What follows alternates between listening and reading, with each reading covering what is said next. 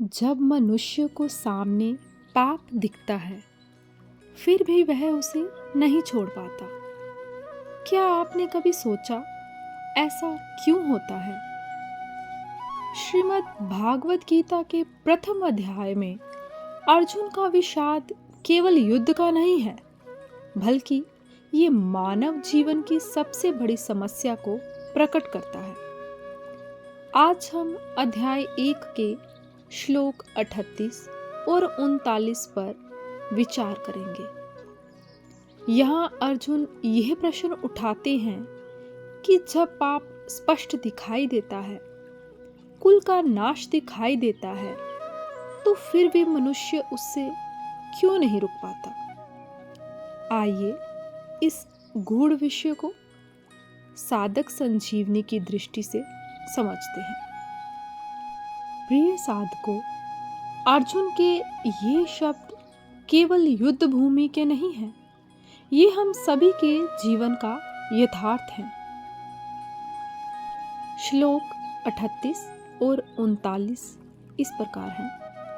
यद्पयेते न पश्यन्ति लोभोपहत चेतसा कुलक्षये कृतं दोषं मित्रद्रोहे च पातकम् कथं न ज्ञेयं स्माभिः पापाद् समानिव वर्तितुं कुलक्षये कृतं दोषं परपश्यद् भीर्जनार्दन। अर्थात यद्यपि लोभ के कारण जिनका विवेक विचार लुप्त हो गया है, ऐसे ये दुर्योधन आदि कुल का नाश करने से होने वाले दोष को और मित्रों के साथ द्वेष करने से होने वाले पाप को नहीं देखते, तो भी हे जनार्दन, कुल का नाश करने से होने वाले दोष को ठीक ठीक जानने वाले हम लोग इस पाप से निवृत्त होने का विचार क्यों ना करें। व्याख्या इस प्रकार है। यद्पयेते न पश्यन्ति मित्रद्रोहे च पातकम्। इतना मिल गया, इतना और मिल जाए, फिर ऐसे मिलता ही रहे, ऐसे धन, जमीन, मकान, आदर, प्रशंसा, पद, अधिकार आदि की तरफ बढ़ती हुई वृत्ति का नाम लोभ है। इस लोभ वृत्ति के कारण इन दुर्योधन आदि की विवेक शक्ति लुप्त हो गई है, जिससे वे यह विचार नहीं कर पा रहे हैं कि जिस राज्य के लिए हम इतना बड़ा पाप करने जा रहे हैं, कुटुंबियों का नाश करने जा रहे हैं, वह राज्य हमारे साथ कितने दिन रहेगा और हम उसके साथ कितने दिन रहेंगे। हमारे रहते हुए यह राज्य चला जाएगा तो हमारी क्या दशा होगी, और राज्य के रहते हुए हमारे शरीर चले जाएंगे तो क्या दशा होगी। क्योंकि मनुष्य संयोग का जितना सुख लेता है, उससे वियोग का उतना दुख उसे भोगना ही पड़ता है। संयोग में इतना सुख नहीं होता जितना वियोग में दुख होता है। तात्पर्य है कि अंतःकरण में लोभ छा जाने के कारण इनको राज्य ही राज्य दिख रहा है। कुल का नाश करने से कितना भयंकर पाप होगा, वह इनको दिख ही नहीं रहा है। जहाँ लड़ाई होती है, वहाँ समय, संपत्ति, शक्ति का नाश हो जाता है। तरह तरह की चिंताएं और आपत्तियां आ जाती हैं।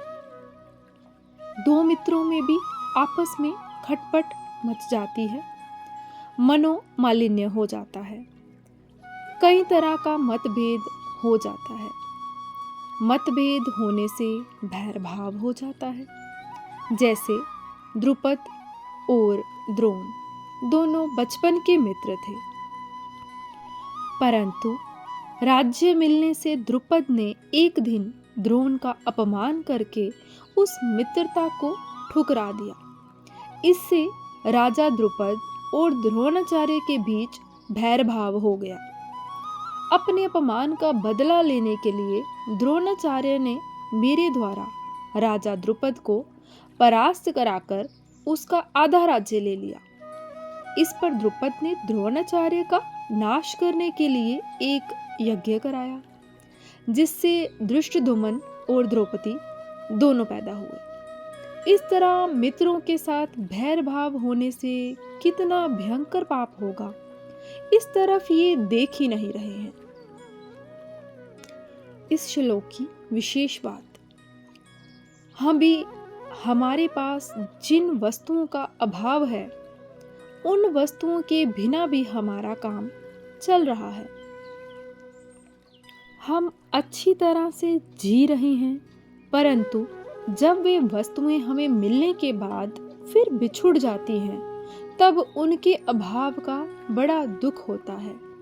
तात्पर्य है कि पहले वस्तुओं का जो निरंतर अभाव था, वह इतना दुखदाई नहीं था जितना वस्तुओं का संयोग होकर फिर उनसे वियोग होना दुखदाई है। ऐसा होने पर भी मनुष्य अपने पास जिन वस्तुओं का अभाव मानता है, उन वस्तुओं को वह लोभ के कारण पाने की चेष्टा करता रहता है। विचार किया जाए तो जिन वस्तुओं का अभी अभाव है, बीच में प्रारब्ध अनुसार उनकी प्राप्ति होने पर भी अंत में उनका अभाव ही रहेगा। अतः हमारी तो वही अवस्था रही जो कि वस्तुओं के मिलने से पहले थी। बीच में लोभ के कारण उन वस्तुओं को पाने के लिए केवल परिश्रम ही परिश्रम पल्ले पड़ा, दुख ही दुख भोगना पड़ा। बीच में वस्तुओं के संयोग से जो थोड़ा सा सुख हुआ है, वह तो केवल लोभ के कारण ही हुआ है। अगर भीतर में लोभ रूपी दोष ना हो, तो वस्तुओं के संयोग से सुख हो ही नहीं सकता। ऐसे ही मोह रूपी दोष न हो, तो कुटुंबियों से सुख हो ही नहीं सकता। लालच रूपी दोष न हो, तो संग्रह का सुख हो ही नहीं सकता। तात्पर्य है कि संसार का सुख किसी न किसी दोष से ही होता है। कोई भी दोष न होने पर संसार से सुख हो ही नहीं सकता, परंतु लोभ के कारण मनुष्य ऐसा विचार कर ही नहीं सकता। यह लोभ उसके विवेक विचार को लुप्त कर देता है। कथम न ज्ञेयं स्माभिः परपश्यद भिर्जनार्दन। अब अर्जुन अपनी बात कहते हैं कि यद्यपि दुर्योधन आदि अपने कुल क्षय से होने वाले दोष को और मित्रद्रोह से होने वाले पाप को नहीं देखते, तो भी हम लोगों को कुल क्षय से होने वाले अनर्थ परंपरा को देखना ही चाहिए, जिसका वर्णन अर्जुन आगे 40वें श्लोक से 44वें श्लोक तक करेंगे। क्योंकि हम कुल क्षय से होने वाले दोषों को भी अच्छी तरह से जानते हैं और मित्रों के साथ द्रोह, वैर, द्वेष से होने वाले पाप को भी अच्छी तरह से जानते हैं। अगर वे मित्र हमें दुख दें, तो वे दुख हमारे लिए अनिष्टकारक नहीं है, कारण कि दुख से तो हमारे पूर्व पापों का ही नाश होगा, हमारी शुद्धि ही होगी। परंतु हमारे मन में अगर द्रोह, बैर भाव होगा, तो वह मरने के बाद भी हमारे साथ रहेगा और जन्म जन्मांतर तक हमें पाप करने में प्रेरित करता रहेगा, जिससे हमारा पतन ही पतन होगा। ऐसे अनर्थ करने वाले और मित्रों के साथ द्रोह पैदा करने वाले इस युद्ध रूपी पाप से बचने का विचार क्यों नहीं करना चाहिए? अर्थात विचार करके हमें इस पाप से जरूर ही बचना चाहिए। यहाँ अर्जुन की दृष्टि दुर्योधन आदि के लोभ की तरफ तो जा रही है, पर वे खुद कौटुंबिक स्नेह मोह में आबद्ध होकर बोल रहे हैं। इस तरफ उनकी दृष्टि नहीं जा रही है। इस कारण वे अपने कर्तव्यों को नहीं समझ रहे हैं। यह नियम है कि मनुष्य की दृष्टि जब तक दूसरों के दोष की तरफ रहती है, तब तक उसको अपना दोष नहीं दिखता। उल्टे एक अभिमान होता है कि इनमें तो यह दोष है पर हमारे में ये दोष नहीं है। ऐसी अवस्था में वह ये सोच ही नहीं सकता कि अगर इनमें कोई दोष है तो हमारे में भी कोई दूसरा दोष हो सकता है। दूसरा दोष यदि ना भी हो तो भी दूसरों का दोष देखना ये दोष तो है ही। दूसरों का दोष देखना एवं अपने में अच्छाई का अभिमान करना, ये दोनों दोष साथ में ही रहते हैं। अर्जुन को भी दुर्योधन आदि में दोष दिख रहे हैं और अपने में अच्छाई का अभिमान हो रहा है। अच्छाई के अभिमान की छाया में मात्र दोष रहते हैं, इसलिए उनको अपने में मोह रूपी दोष नहीं दिख रहा है। कुल का क्षय करने से होने वाले जिन दोषों को हम जानते हैं, वे दोष कौन से हैं? उन दोषों की परंपरा आगे के 5 श्लोकों में बताते हैं। प्रिय साधकों, भागवत गीता केवल धर्म ग्रंथ नहीं, ये मनुष्य के पतन और उत्थान दोनों का दर्पण है। इन श्लोकों में अर्जुन यह स्वीकार करते हैं कि लोभ के कारण विवेक ढक जाता है और मनुष्य अपने ही कुल, समाज और जीवन को नष्ट कर देता है। गीता हमें डराने नहीं आई, बल्कि हमें सावधान करने आई है कि विवेक जागृत रहे और निर्णय धर्म के आधार पर हो।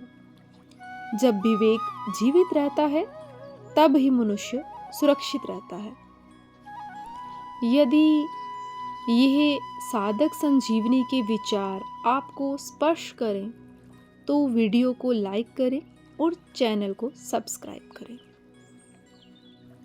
गीता के श्लोकों को सरल रूप में समझने के लिए इस यात्रा में हमारे साथ जुड़े रहें। जय श्री कृष्ण।